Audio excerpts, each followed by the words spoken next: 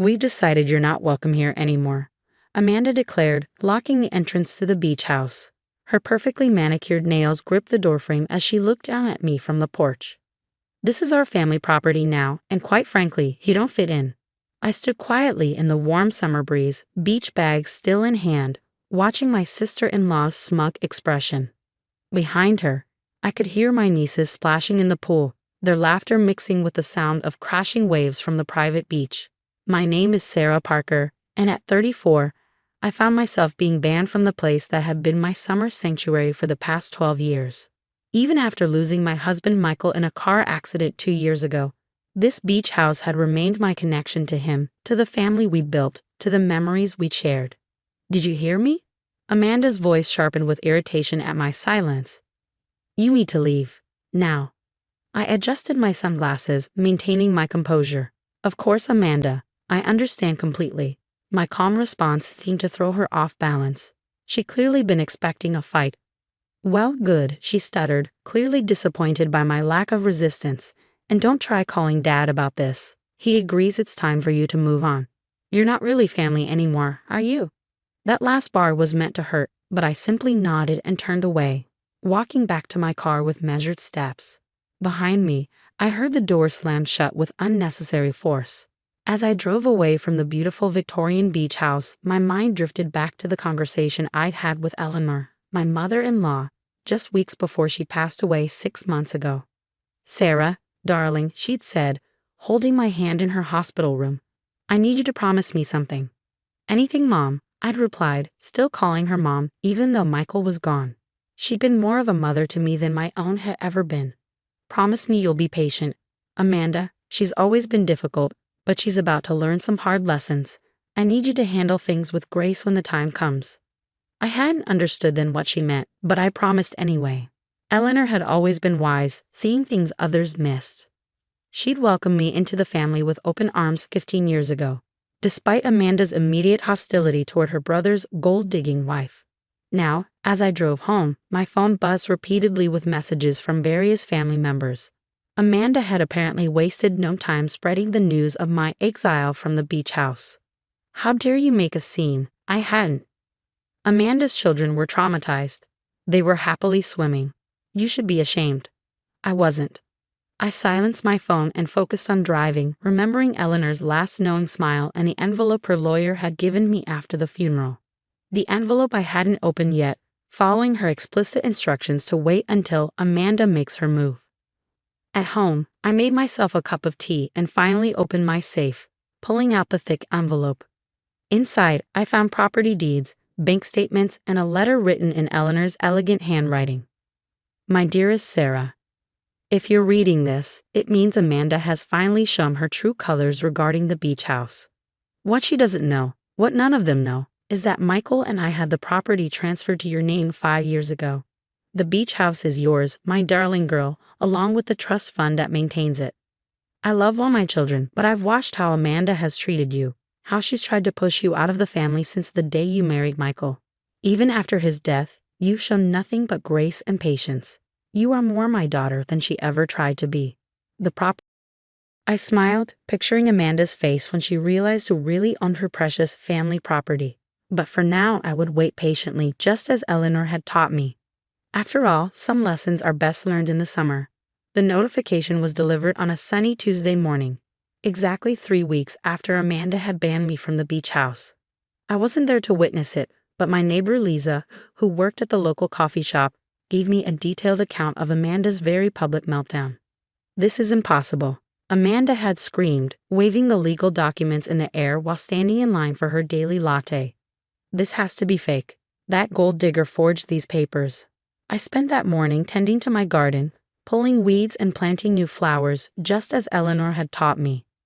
"Gardens are like families," she used to say. "Sometimes you have to remove what's toxic to let the beautiful things grow." My phone started ringing around noon. First came the angry text from Amanda. "You manipulative witch. How dare you fake property documents? I'm calling the police." Then came the call from my father-in-law, Robert. "Sarah, what's going on?" "Amanda's hysterical about some legal papers regarding the beach house." I took a deep breath. "The papers aren't fake, Robert. Eleanor and Michael transferred the property to me 5 years ago. She left instructions with her lawyer to reveal this only if Amanda tried to force me out. The silence on the other end was deafening. Finally, Robert spoke, his voice heavy with realization. She knew. Eleanor knew exactly what Amanda would do once she was gone. Yes, I replied simply. She did. The next few days brought a parade of reactions from family members. Some were furious, believing Amanda's claims that I had somehow tricked Eleanor. Others, who had witnessed Amanda's behavior over the years, reached out with quiet support. My sister-in-law, Kate, Amanda's younger sister, called with laughter in her voice. "Oh my God, Mom was brilliant. Amanda's been ranting for hours about how she's already hired contractors to gut the house. She even bragged about throwing away your and Michael's wedding photo album that was stored in the library." My heart clenched at this news, but then Kate continued, "Don't worry, I rescued it. Mom gave me a spare key last year and asked me to remove anything precious once Amanda started making changes. The album's safe at my house." A week after the notification, Amanda's husband Tom showed up at my door. He looked uncomfortable, shifting from foot to foot on my porch. "Sarah, can we work something out? Amanda's not handling this well. She's already told the kids the beach house would be their inheritance someday. We've made plans for renovations." I thought about all the times Amanda had excluded my children from family events after Michael died, claiming they weren't really part of the family anymore. How she'd slowly push me out of family gatherings, always with a sweet smile and a cruel comment. "I'm sorry, Tom," I said, not feeling sorry at all. "But the property is legally mine. Eleanor wanted it this way, and I intend to honor her wishes." "But what about family?" he pressed. "Exactly," I replied quietly. "What about family?" He left without another word, but his question lingered in the air. Family. Amanda had spent years trying to erase me from hers, never realizing that Eleanor had seen everything, understood everything, and planned accordingly. That evening, I visited Michael's grave, placing fresh flowers beside his headstone. "Your mother was quite something," I said softly, smiling at the marble stone.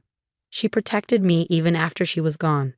The next day, a formal letter arrived from Amanda's lawyer, challenging the property transfer. I forwarded it to Eleanor's lawyer, who responded with years of meticulously kept records, including videos of Eleanor explicitly stating her wishes regarding the beach house. "Your sister-in-law doesn't have a case," he assured me. Eleanor made sure everything was airtight. She even had psychological evaluations done before the transfer to prove she was of sound mind. I sat in my kitchen, reading through Eleanor's detailed records, and felt a deep sense of gratitude for this woman who had loved me like a daughter. She hadn't just left me a house. She'd given me the means to stand my ground against Amanda's attempts to erase my place in the family. As summer progressed, Amanda's attempts to claim the property grew more desperate. She tried appealing to other family members, spreading rumors about me, and even attempted to access the house illegally, only to find the locks had been changed. But I remained calm, just as Eleanor had asked. Sometimes the best response to chaos is perfect, patient silence. 3 months passed quickly, and the deadline for vacating the property arrived. I stood on the beach house porch early that morning, watching the sunrise over the ocean, just as Michael and I used to do. The key felt warm in my palm, not just a piece of metal, but a symbol of Eleanor's faith in me. Inside, the house still held echoes of happier times, despite Amanda's attempts to erase them. She had managed to remove some photos and replace some furniture. But the essence remained. The marks on the kitchen doorframe where we'd measured the kids' heights each summer. The small dent in the living room wall from Michael's enthusiastic Christmas decorating. The window seat where Eleanor used to read stories to all her grandchildren, even mine when Amanda wasn't around to object. "I thought I'd find you here."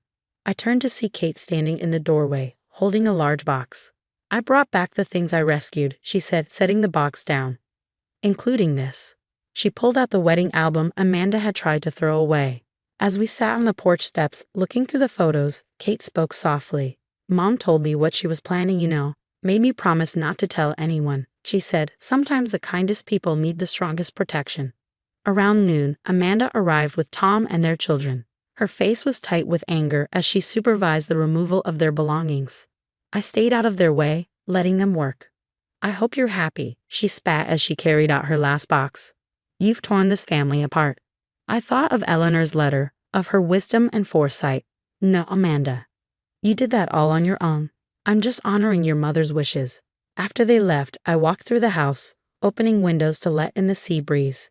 In Eleanor's old study, I found a sealed envelope taped under her desk drawer, marked for Sarah, after the storm. Inside was one last letter. My dearest Sarah, if you're reading this, the truth about the beach house has finally come out.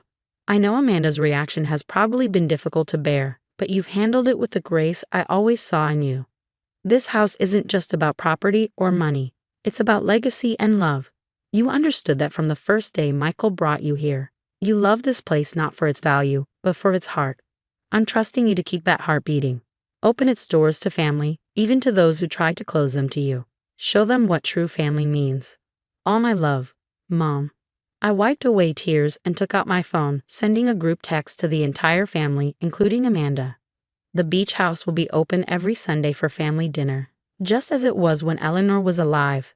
Everyone is welcome. First dinner is this weekend. Love, Sarah. Responses trickled in slowly. Kate immediately replied with enthusiasm. Robert sent a simple thank you. Others responded with varying degrees of warmth. Amanda remained silent. That Sunday, I prepared Eleanor's famous seafood pasta and set the big table on the deck. Kate came early to help, bringing her kids who ran straight to their favorite spots on the beach. Gradually, other family members arrived, slightly awkward, but carrying dishes and warm greetings. As the sun began to set, I heard the unmistakable sound of Amanda's car. Through the kitchen window, I watched her sit there for a long moment before slowly getting out, holding a casserole dish.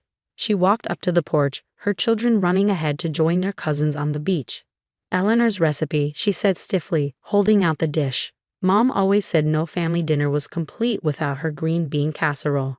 I took the dish, our eyes meeting briefly. She was right, I said softly. Thank you for coming, Amanda. It wasn't forgiveness, not yet. But as we all sat down to dinner, the sound of waves mixing with family chatter and children's laughter, I felt Eleanor's presence in every corner of the house. She had known that sometimes the strongest statements are made not through confrontation, but through quiet perseverance and an open door. The beach house had found its heart again, just as Eleanor had planned all along.